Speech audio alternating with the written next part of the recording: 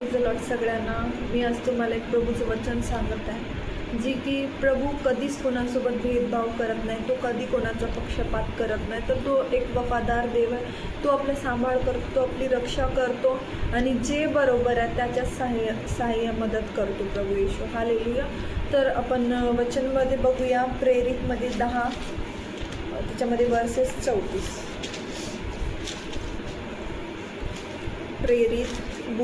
प्रेरितचा वचन 10 आणि वर्सेस 34.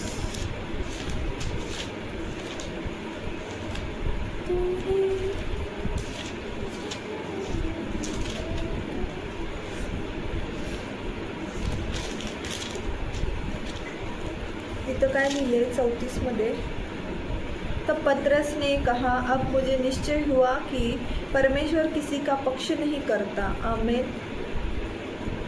वचनामध्येच लिहिले की परमेश्वर किसी का पक्ष नहीं करता. हालेलुया. तर प्रभू परमेश्वर जेव्हा पतरसला हे कळालं की त्याला वाटत गेले की दुसऱ्या चेल्यामध्ये माझ्यामध्ये प्रभू येशू पक्षपात करतो, पण असं नाही. जेव्हा त्याला प्रभूची महिमा कळाली, त्याला प्रभूची सच्चाई कळाली की प्रभू कसा आहे, कसे कामं करतो, मग त्यानं कळले, अब मुझे निश्चय हुआ की परमेश्वर किसी का पक्ष नहीं करता. हालेलुया. म्हणजे की त्याला त्या टाईमला कळालं की प्रभू येशू कधी भेदभाव करत नाही. कोणाला खालचं, कोणाला वरचं, कोणी मोठं, कोणी छोटं, कोणी गरीब, कोणी श्रीमंत, असं भेदभाव प्रभू येशू करत नाही. तर हे या वचनातून आपल्याला पण एक भेद घ्यायचा आहे की प्रभू येशूसारखे आपलं कॅरेक्टर आहे का, आपलं जीवन आहे का.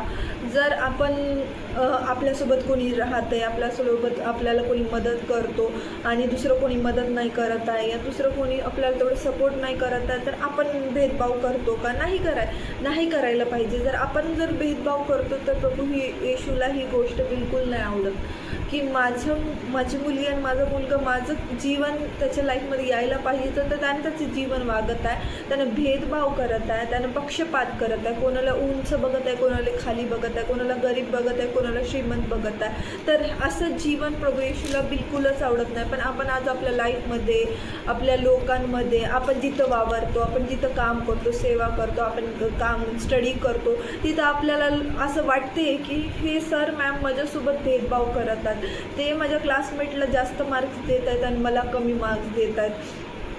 तर हे सगळे कॅरेक्टर कोणामध्ये असतात? हे सगळे कॅरेक्टर संसारच्या लोकांमध्ये असतील. जर प्रभू येशू राहणाऱ्या लोकांमध्ये असेल तर समजून घ्यायचं की तो व्यक्ती आता परतला गेलेला आहे, मतलब की त्यानं संसारमध्ये गुंतला आहे कुठंतरी, म्हणून तो भेदभाव करत आहे, म्हणून तो त्याला कोणचं सरळ आहे, कोणचं वाईट आहे कळत नाही आहे. फक्त कोण मदत करत आहे, कोण इम्प्रेस करत आहे, याच्या मागे लागून त्यानं जास्त पक्षपात करत आहे, हे सगळ्यांना मग कळून जाते. तर प्रभू येशू काय म्हणतं? प्रभू येशू हा पक्षपात न करणारा देव आहे. प्रभू येशू काय करतो? 99ला सोडून त्याने एकट्या मेंढरूला घ्यायला जातो, त्याचं रक्षण करतो की माझं एक मेंढरू कुठं गेलं.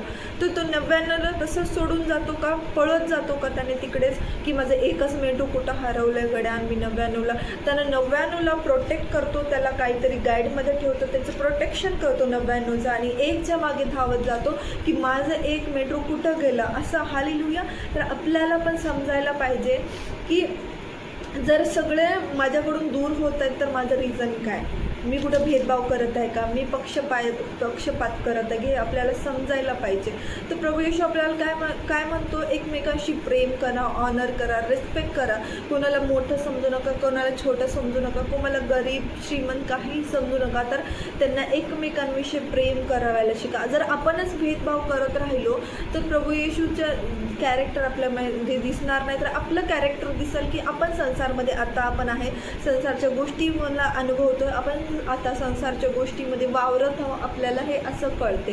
तर त्याच्या दुसऱ्या वचनामध्ये काय लिहिले? यूहन्ना 13 34 35 मध्ये वाचूया आपण.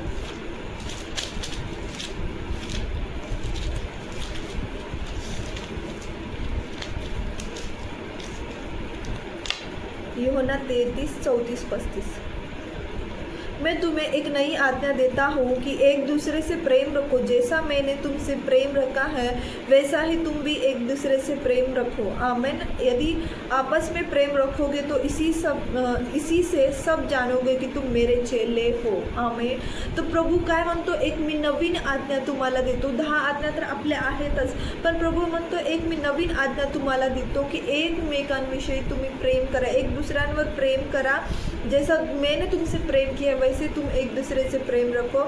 और यदि आपस में प्रेम रखो तो इसी से सब जानोगे की तुम मेरे चेले हो। जर आपण एकमेकांविषयी प्रेम करतो, ऑनर करतो, रिस्पेक्ट करतो, तर काय म्हणतो प्रभू येशू, तुम्ही जर असं वागत असाल तर हे तुम्ही माझे चेले आहात म्हणून मला कळत आहे, तुम्ही माझे चेले आहात म्हणून लोकांना कळत आहे। जर आपल्या लाईफमध्ये तेच भेदभाव असेल, आपल्या लाईफमध्ये तेच खालीवर बघणं असेल या भेदभाव करणं असेल, पक्षपात करणारा असेल, तर आपल्या लाईफमध्ये ते प्रभूची अनॉइंटिंग, प्रभूचं ते चेले होण्याचा ग्रेस नाही आहे, आपण समजू शकतो। पण आपण एकमेकांशी प्रेम करतो, ऑनर करतो, रिस्पेक्ट करतो आणि एकमेकांना सांभाळून घेतो, तर आपल्याला आपल्या लाईफमध्ये ते प्रभूची ग्रेस दिसते, अनॉइंटिंग दिसते, प्रभू येशूचं प्रेम आपल्या लाईफमध्ये दिसते। तर आपल्याला प्रभू येशूनुसार चालायचं, प्रभू येशूनुसार वागायचं आहे। जर आपल्याला वाटतो की हे व्यक्ती माझ्याविषयी का असं करतोय, का देव तर न्याय करणारा आहे, देवाला सगळं माहीत आहे, कोण खरं आहे, कोण खोटं आहे, कोण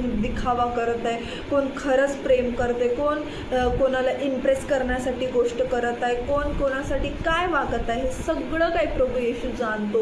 तर आपल्याला असं गिल्ट नाही फील करायचं की हे व्यक्ती माझ्यासोबत, पुढचा व्यक्ती माझ्यासोबत का भेदभाव करतोय, का पक्षपात माझ्यामध्ये करतो। बघणारा देव आहे, मनुष्य हा मनुष्यच आहे पृथ्वीवरचा, पण बघणारा देव आहे, तर प्रभू येशू त्याचा न्याय करेल, प्रभू येशू तुमचा न्याय करेल। तुम्ही चांगल्या वाटेवर असेल तर तुम्हाला चांगलं देईल, तुम्ही वाईटवर असेल तर वाईटच देईल। प्रभू येशू न्याय करणारा देव आहे। तर मग प्रभू येशू तुम्हाला पण तुमच्यामध्ये कधी भेदभाव होऊ देणार नाही, तर तुमच्याविषयी प्रेम लोकांच्या मनात टाकेल, तुम्हाला एक आनंदाची बातमी देईल। हालेलुया। आमेन, आमेन।